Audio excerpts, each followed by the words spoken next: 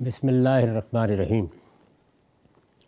عن ابی ہریرہ و ابی سعید الخدری رضی اللہ عنہما یقولان خطبنا رسول اللہ صلی اللہ علیہ وسلم وهو علی المنبر فقال والذی نفسی بیدہ ثلاث مرات ثم اکب فاکب کل رجل مما یبکی لا ندری علی ماذا حلف ثم رفع راسه في وجه البشرى فكانت أحب إلينا من حمر النعم ثم قال ما من عبد يأتي بالصلوات الخمس ويصوم رمضان ويخرج الزكاة ويجتنب الكبائر السبع إلا فتحت له أبواب الجنة يوم القيامة حتى أنها لتستفق ثم تلا إن تجتنبوا كبائر ما تنهون عنه نكفر عنكم سيئاتكم۔ ابو ہریرہ رضی اللہ عنہ اور ابو سعید خدری رضی اللہ عنہ دونوں سے روایت ہے کہ رسول اللہ صلی اللہ علیہ وسلم نے ہمیں خطبہ دیا۔ آپ منبر پر بیٹھے ہوئے تھے۔ آپ نے فرمایا اس ذات کی قسم جس کے قبضے میں میری جان ہے، آپ نے یہ بات 3 مرتبہ دہرائی، پھر اپنا سر جھکا لیا۔ آپ کو اس طرح دیکھ کر ہم سب رونے لگے اور ہم نے بھی سر جھکا لیا۔ ہم کچھ سمجھ نہیں رہے تھے کہ آپ نے کس بات پر قسم کھائی ہے۔ اس سے یہ معلوم ہوتا ہے کہ کچھ اسلوب ایسا تھا کہ جس میں لوگوں نے یہ خیال کیا کہ کوئی بڑا واقعہ ہے، کوئی بڑا حادثہ ہے جس کی آپ خبر دے رہے ہیں، تو لوگ رونے لگ گئے۔ ہم کچھ سمجھ نہیں رہے تھے کہ آپ نے کس بات پر قسم کھائی ہے۔ پھر آپ نے سر اٹھایا تو آپ کے چہرے پر بشاشت تھی، یعنی یہ معلوم ہو گیا کہ پہلے رونے کی وجہ کیا تھی۔ جب آپ نے قسم کھائی، 3 بار قسم کھائی، بار بار اس چیز کو دہرایا، تو اس وقت چہرے کے اوپر رنج کی سی کیفیت تھی، لیکن جب پھر سر جھکا لیا، کچھ دیر کے بعد اٹھایا تو چہرے پر بشاشت تھی۔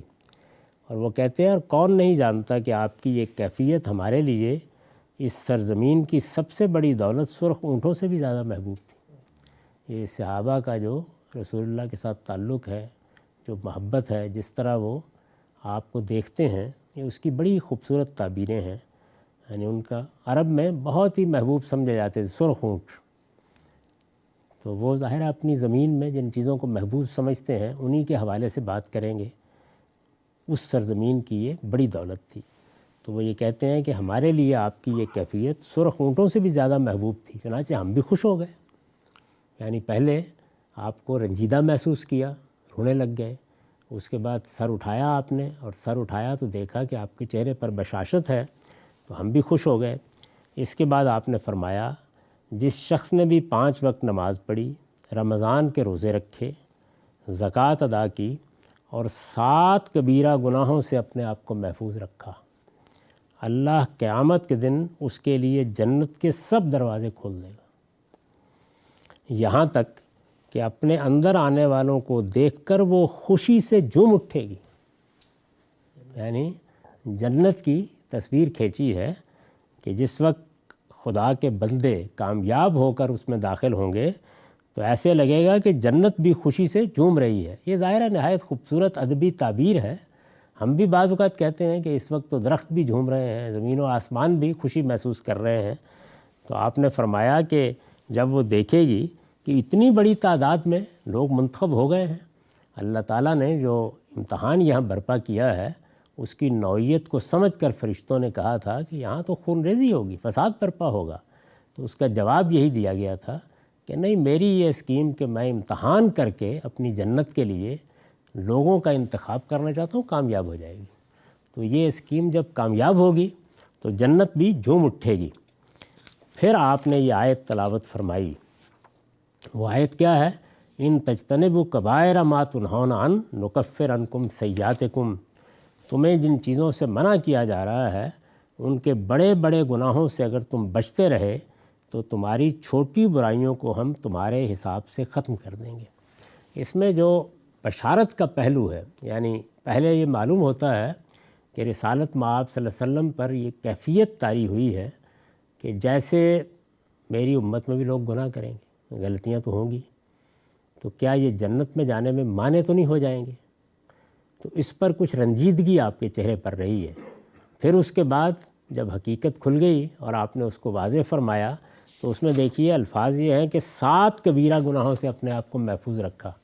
اس میں بشارت کا کیا پہلو ہے کہ چھوٹے گناہ، غلطیاں، صغائر یہ ہو جاتی، اللہ ان کو معاف کر دے گا۔ قرآن کی جو آیت ہے وہ آیت کیا ہے؟ ان تجتنبوا کبائر ما تنہون عنہ، یعنی جن بڑے بڑے گناہوں سے تمہیں روکا گیا ہے اگر اپنے آپ کو ان سے بچا لو گے تو اس کا صلہ کیا ہے؟ نکفر عنکم سیئاتکم، یعنی جو باقی غلطیاں، کوتاہیاں، گناہ ہو جائیں گے یعنی ان سے نیچے، وہ ہم ویسے ہی معاف کر دیں گے۔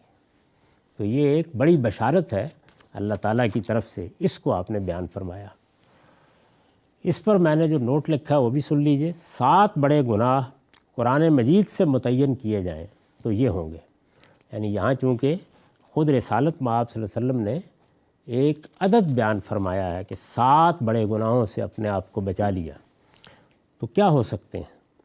قرآن مجید سے متعین کیے جائیں تو یہ ہوں گے: شرک، قتل ناحق، شرک، قتل ناحق، زنا، قذف، چوری، فساد فی الارض اور یتیم کا مال کھانا۔ قرآن مجید کو اگر آپ دیکھیں تو یہ وہ بڑے بڑے گناہ ہیں۔ ابو ہریرہ رضی اللہ عنہ سے مروی بعض روایتوں، مثلاً صحیح مسلم رقم 132 میں بیان ہوا ہے کہ انہوں نے جب رسول اللہ صلی اللہ علیہ وسلم سے 7 ہلاکت کر دینے والی چیزوں کے بارے میں پوچھا تو آپ نے زنا، چوری اور فساد فی الارض جیسے جرائم کی جگہ سود کھانے، جادو کرنے اور میدان جہاد سے بھاگ جانے کو شمار فرمایا۔ یہ ظاہر ہے کہ مخاطبین کے لحاظ سے، یعنی ایسا بھی ہوتا ہے بعض اوقات کہ بعض ایسے جرائم کبیرہ بن جاتے ہیں، بڑے گناہ بن جاتے ہیں جو عام حالات میں اس درجے کے نہیں ہوتے۔ ایک صورتحال ایسی ہے، اب آپ اندازہ کیجئے کہ جہاد سے بھاگ جانا، عام حالات میں اللہ تعالیٰ نے خود اپنا قانون بیان کر دیا کہ ان سے بھی اچھا وعدہ ہے جو جہاد میں آئیں اور ان سے بھی کہ جو نہ آئیں۔ لیکن اگر اللہ کا پیغمبر دنیا میں موجود ہو، وہ یہ کہے کہ میرے مشن میں جہاد کا موقع آ گیا ہے، تو اب فرار بڑا جرم بن جائے گا۔ تو بہت سے ایسے جرائم ہیں کہ جو عام حالات میں وہ درجہ نہیں رکھتے لیکن ایک صورتحال میں بڑے سنگین ہو جاتے ہیں۔ سود کھانے کو دیکھیے، یعنی اللہ کے پیغمبر نے اس سے روک دیا۔ اس کے بعد تلقین کی بار بار۔ ایک وقت آیا کہ جس میں پوری سلطنت میں، جو اس وقت پورے جزیرہ نما عرب تک پھیل گئی تھی، اس کو آؤٹلا قرار دے دیا گیا۔ اب اگر کوئی سود کھانے پہ اصرار کرتا ہے تو یہ کبیرہ گناہ بن جائے گا، یعنی بہت بڑا گناہ بن جائے گا۔ تو حضور نے اس موقع کے لحاظ سے اس کو بیان کر دیا۔ ایسے ہی توحید واضح ہو گئی، خدا کے بندوں کے لیے حق ہر لحاظ سے مبرہن ہو گیا۔